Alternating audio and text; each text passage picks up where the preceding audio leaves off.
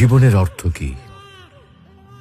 আপনার জন্ম হয়েছিল বস্ত্রহীনতার মধ্যে দিয়ে এবং আপনার মৃত্যু হবে বস্ত্রহীনতার মধ্যে দিয়ে।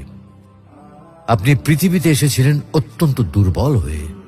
এত দুর্বল ছিলেন যে মার সাহায্য ছাড়া খাবারটুকু মুখে নিতে পারতেন না।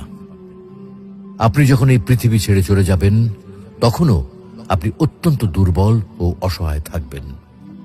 তখন আপনার কাফনের কাপড়টুকু আপনি নিজে পরতে পারবেন না, আরেকজন আপনাকে তা পরিয়ে দেবে। যখন আপনি এই পৃথিবীতে এসেছিলেন তখন আপনার অর্থ সম্পদ কিছুই ছিল না। যখন আপনি এই পৃথিবী ছেড়ে চলে যাবেন তখনও আপনার অর্থ সম্পদ কিছুই থাকবে না। আপনাকে প্রথম গোসল যেমন অন্য কেউ দিয়েছিল, তেমনি আপনার শেষ গোসলও অন্য কেউ দেবে। আপনি যেমন পৃথিবীতে একা এসেছিলেন, ঠিক তেমনি ভাবে